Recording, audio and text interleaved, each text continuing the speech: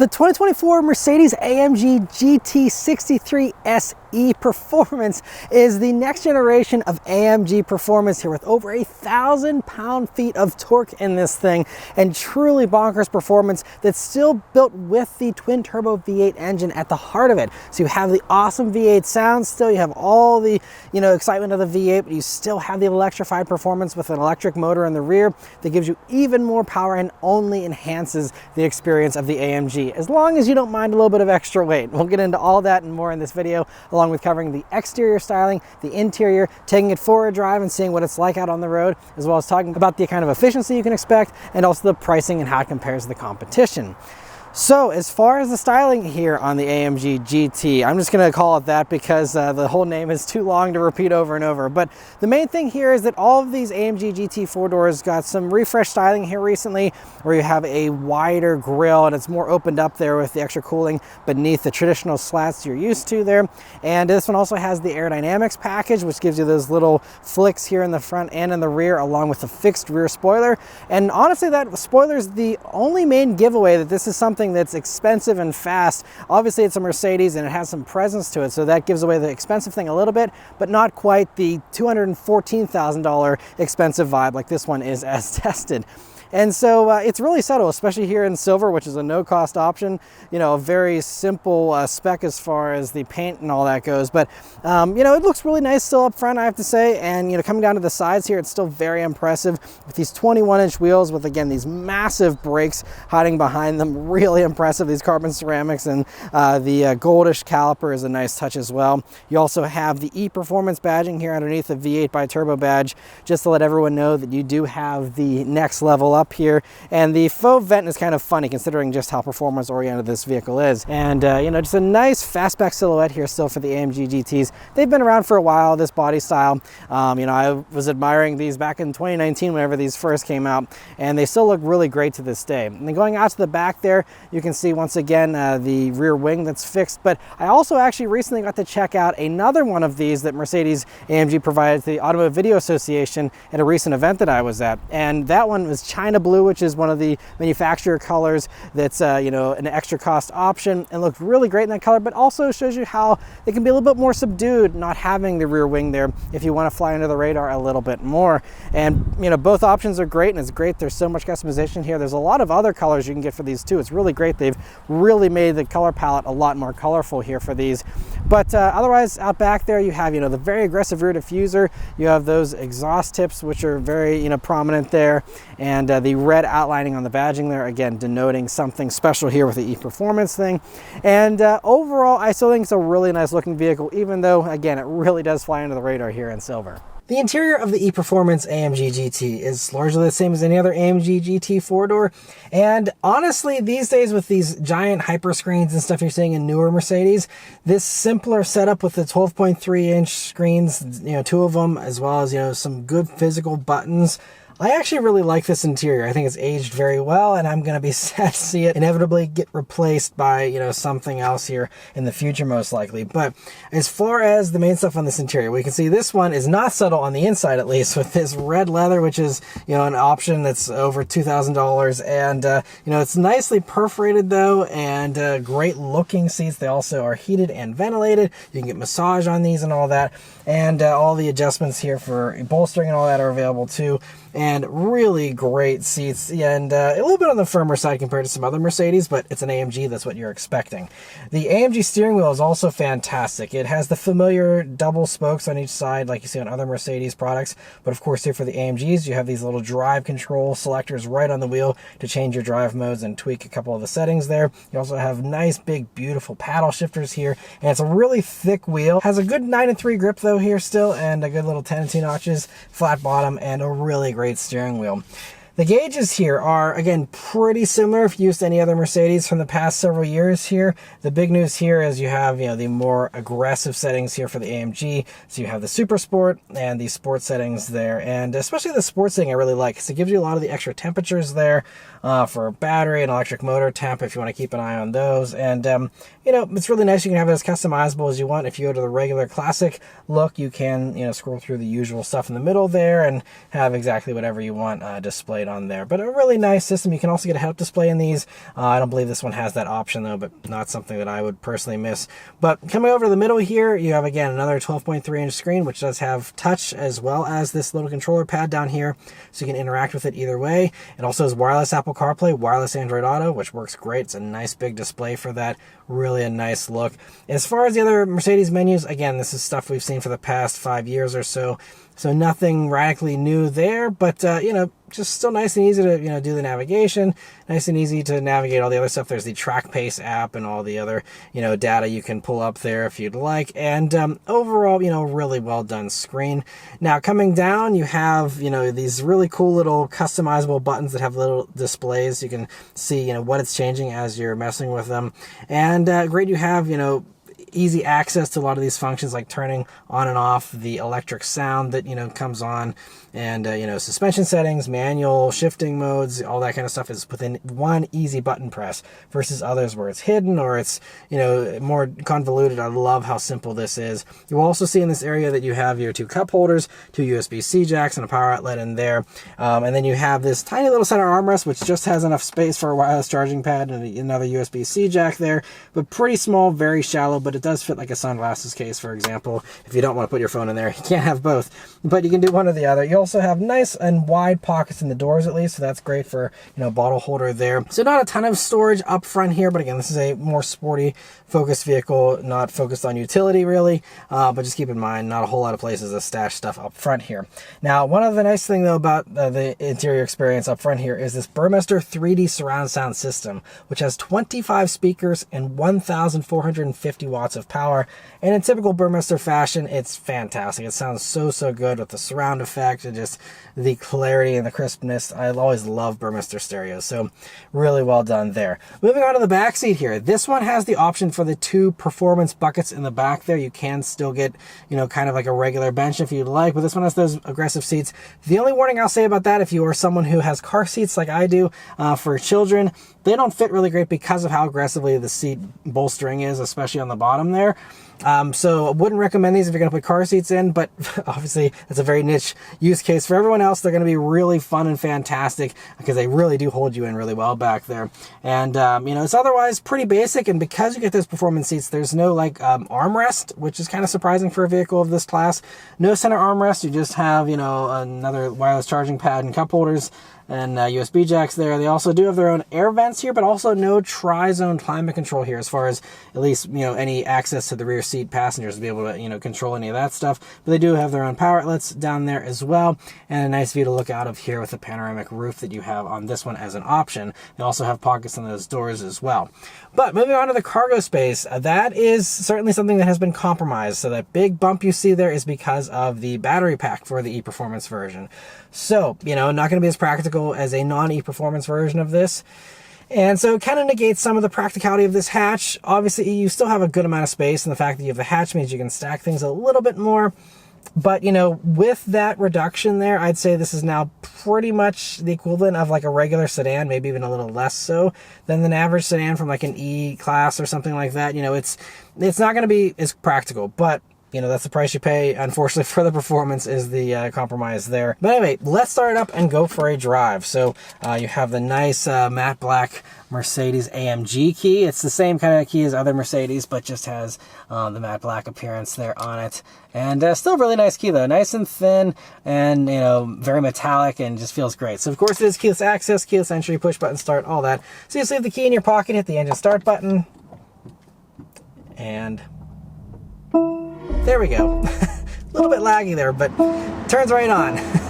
All right, so setting off here in the e-Performance AMG GT. So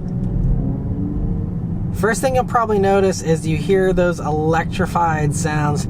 So it does have a federally mandated sound where it has to alert pedestrians at speeds up to about 30 miles per hour that, you know, it is approaching, because it is currently operating electrically, because we do have some charge in the battery here. And it will always, by the way, keep about, I think they said 13% of the battery charge on reserve, then it can top that off as the engine runs as well, to make sure that you always have maximum performance no matter what charge the battery is at. So that's great. And because of that, I think a lot of people probably won't even bother to plug these in, because as far as that electric range goes, we'll just get that out of the way right early on here. It only has 7 miles of electric range. It's a 4.8 kilowatt hour battery pack that's just designed for fast discharge and recharge. So it's really just to aid performance. They said it's not about range, it's not about efficiency, it is just about maximizing the performance. They're very clear about that.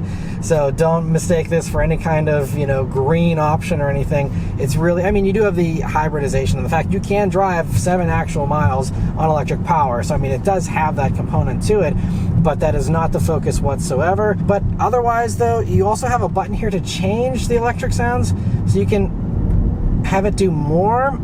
We'll try that a little bit more here later on. But other things to notice about this vehicle are the ride is really smooth. Even on these 21-inch wheels, you have an air suspension here, and it also is hydraulically linked at the corners with this active roll control system that they have, kind of similar to what Audi uses in their system, where it connects those corners and tries to really smooth out the ride here. And so, I mean, it's been a really nice thing. I haven't put a ton of miles on this this week, but it has been a really nice thing just to cruise around in. Other things I love are the instant response from the electric motor, because you have that electric rear axle that is giving you instant punch. I mean, it now has just actually kicked on the gas engine here, because it's very low with the threshold whenever you're in the regular comfort mode. As far as, you know, you give it more than a quarter throttle and it's like, all right, we're kicking on the gas engine.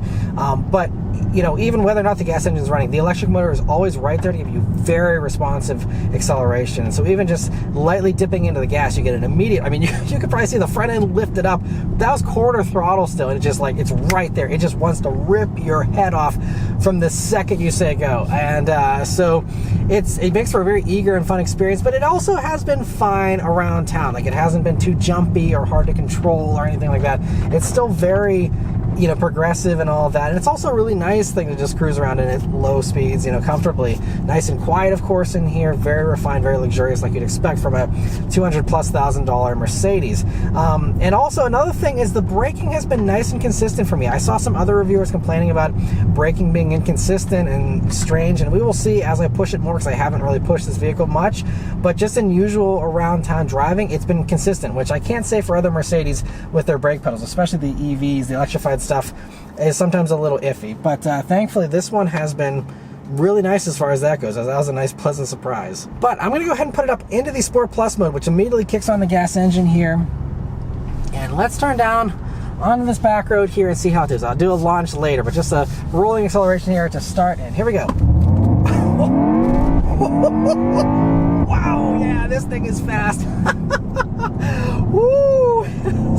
So this thing is the most high performance thing that AMG has ever made from a horsepower standpoint. 831 horsepower.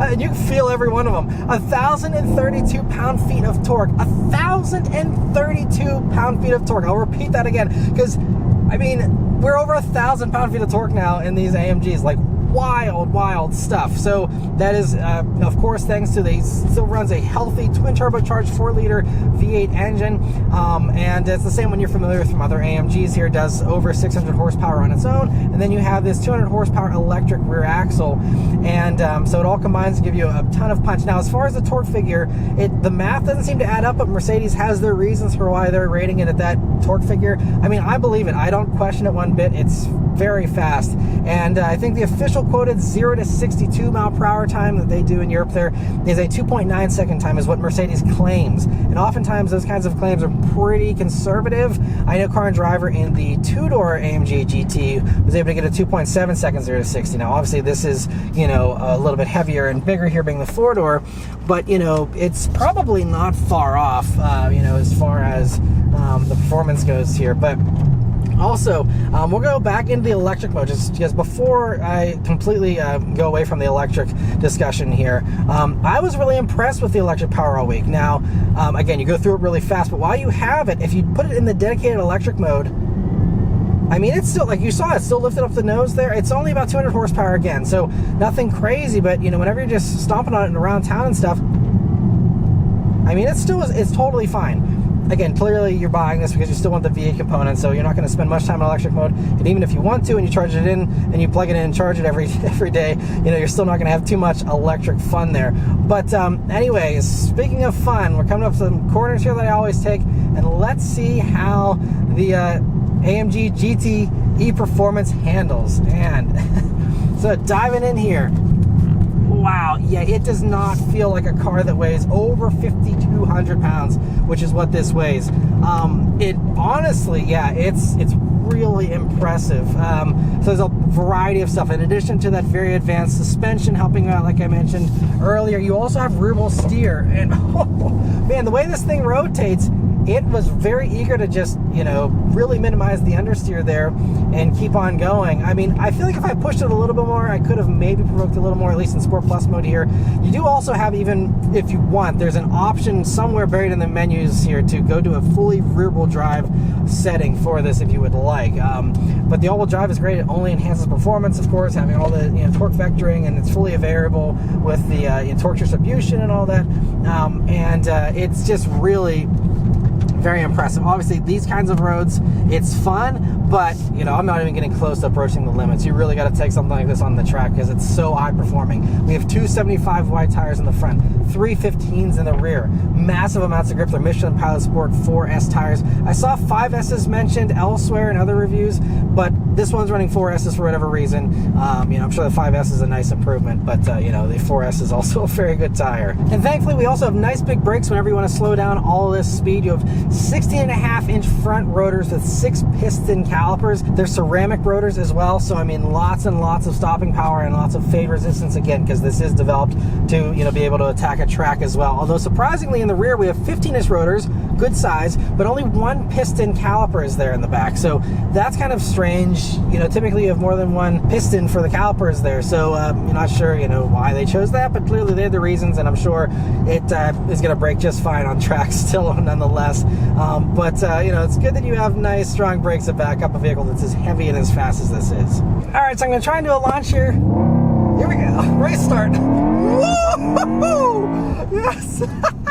That is fast. It like really grips you tight with the steering wheel or with the seatbelt too. Sorry, my brain's being scrambled as I'm accelerating so fast. Yeah, really, it holds you in tight, and man, what a ride. You really feel like you're actually on an amusement park ride where it really, you know, grips you in tight and you take off for whatever, you know, fictional place you're going in the ride there. But man, yeah, it's fast. I'm going to go ahead and put it back into the Sport Plus mode though, because that gives you a little bit more conservative, you know, ESC and all that, because we are in the streets. I want to be safe about it. But anyway, yeah, it's really fast and really impressive. And we also will try out the manual shifting, because we do have the 9-speed Mercedes transmission, you know, like the AMGs always have here. But nice and quick downshifts. Nice sound too. Oh, little crackers and pops there going down to first. Here's a first jump. Man, I can feel my neck muscles like working. It's definitely one of the faster vehicles I've ever reviewed. And I think as far as torque goes, this actually is the most torque I've ever reviewed. So a new benchmark there.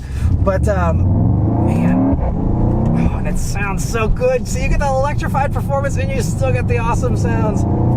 It's the best of all the worlds. Like I often say about many plug-in hybrids, you know, you have that awesome assistance and also the electric range, you know, for going through city centers and things like that. But then you got all the fun of the gas engine there as soon as you want to turn it on there. And yeah, this thing is a beast. This thing is an absolute beast. Whew, man, yeah, it's this next generation of e-Performance, I know, you know, some people don't love the combinations Mercedes has done without the V8, but man, these ones with the V8 are winners in my book, that's for sure. This thing is just an absolute blast. And I'm going to take it on a few more corners here where we're going uphill, and again, you know, not any kind of corners I can take at any crazy speeds, but just to kind of see if we can feel this 4MATIC all-wheel drive system working a little more. I mean, yeah, it really likes to tuck in the nose there nicely. again, if you told me this was like, 4,500 pounds, I'd probably believe you. It really does a good job of disguising the weight. And by the way, as far as the weight penalty for the e-Performance and all the electrified stuff here, it's about 500 pounds of extra mass, which is what we see from some others as well, with similar weight gains for the next gen M5 here that we're seeing.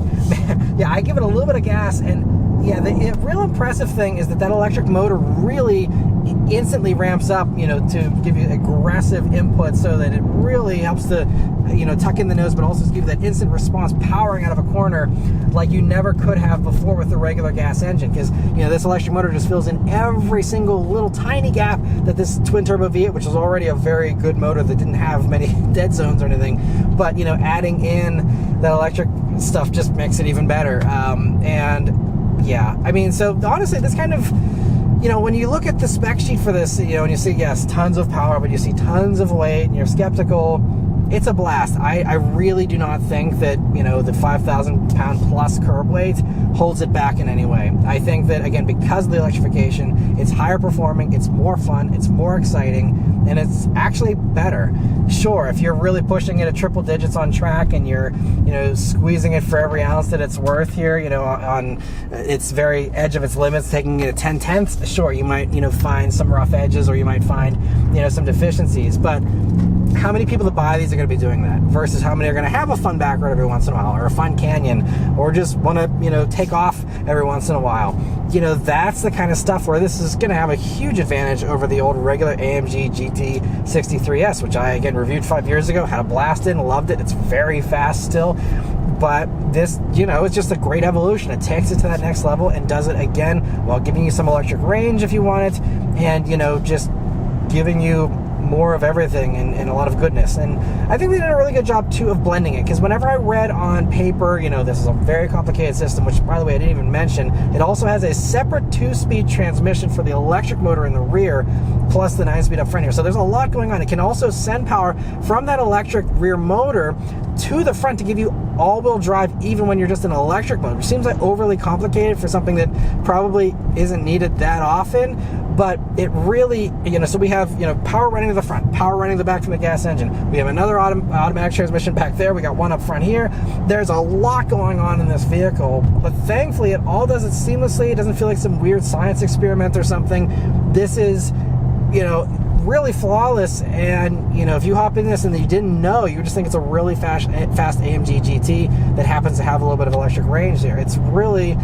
They did a really good job of smoothing it over, and I was skeptical hopping into this vehicle. I knew it was going to be fast and fun, but I just didn't know how well everything was going to be set up. But it really is so well set up. I'm a believer in the e-Performance from Mercedes now. It is really, really impressive.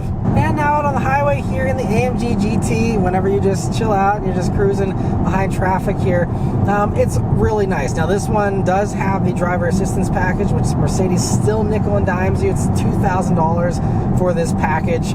That gives you adaptive cruise control, gives you blind spot assist, and a bunch of the other active stuff. Now, some of the basic stuff is standard, thankfully, like automatic emergency braking and, a few other things, including, surprisingly, I think a 360 camera is actually standard.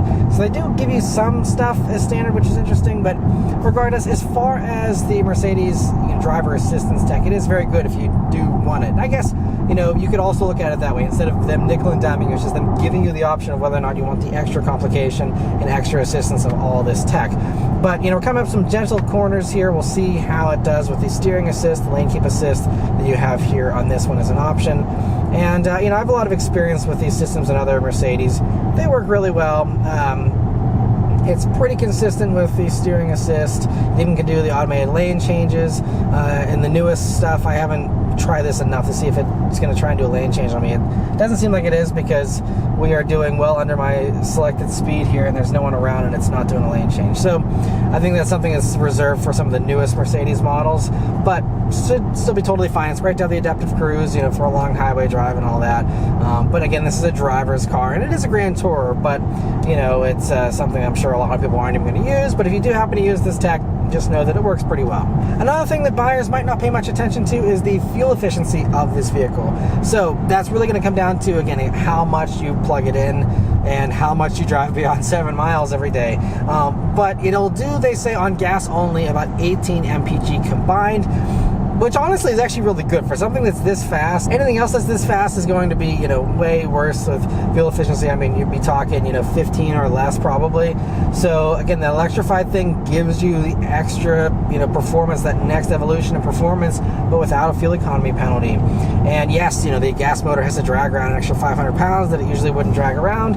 But, you know, whenever you're cruising and stuff, that's not really going to be much of a factor. And so, you know, I'm just happy that, you know, it can potentially do 18 mpg. And again, if you plug this in every day, you get that 7 miles of electric range or so, you know, then that can, you know, I think with the average commute being, you know, about 30 miles or so in America here, that means, you know, maybe almost a third of your commute could be done electrically. And having the hybrid functioning, you know, in the background, just with turning off the gas engine when you don't need it and all that, I think would certainly help to make this a little more fuel efficient than the average vehicle with 830 horsepower. So, you know, again, I think it's really great, and so pretty decent efficiency, although I would like to in the future see a bigger battery, you know, to do more range, and that is certainly going to come. All these plug-in hybrids are going to get more range as the years go on, but I do recognize and appreciate the fact that they wanted to keep the weight, you know, as low-ish as they possibly could, so they give you that electric range to, you know, go through a city center, and then, you know, that's about it. But I think, you know, it makes sense, even though initially I was like 7 miles, what's the point?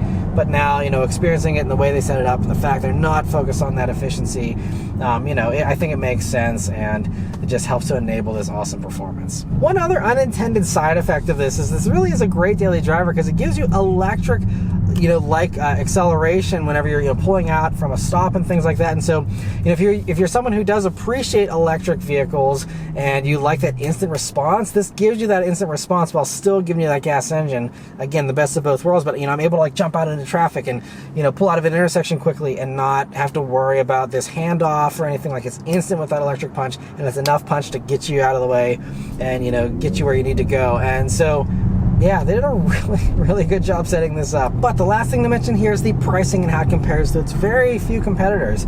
So as far as pricing, these start right around $196,000. This one, as tested, is almost $214,000. And obviously very expensive, not for everyone. It's not supposed to be, you know, so that it is what it is. Now, I can say, though, the primary competitor to this is the Porsche Panamera Turbo SE Hybrid. And those start at $226,000 and change. So we're talking like $8,500 more than this one is as tested. And then, you know, the Porsche options list, I mean, it's a mile long and it's not a cheap list of options, you know. It's going to be a lot more than that in reality, especially if you want one that's comparably equipped to this, and, you know, you add on all the stuff you're going to want most likely, because again, they also like to nickel and dime you for stuff that should be standard.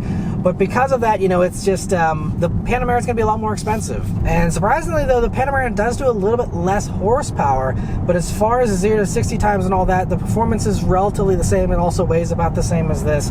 So yeah, they're very much like dead even as far as performance goes, at least, you know, from the spec sheet standpoint. And so it really comes down to, do you want the extra practicality, or do you want to pay the Porsche tax of an extra, you know, couple dozen $1,000s to you know, have something for this? I mean, as crazy as it is to say, this is the bargain of the two. Now, if you really want to, you know, flex the competitors a little bit, you can also bring in the brand new BMW M5. That does have a lot less horsepower. It's 717 horsepower, so you're down over 100 horsepower compared to this, and way less torque in that as well.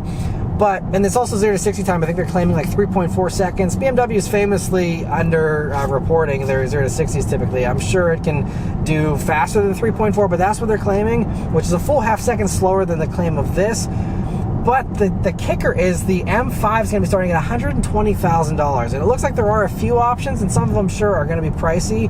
But even comparably equipped to this, you know, you're probably under 140, you know, comfortably. And so that is really the bargain here. Now, you know, again, that's going to be also a plug-in hybrid with a minimal amount of range, but it does do that same electrified component, has the same heavy curb weight. I think those are also, you know, over 5,000 pounds for those as well.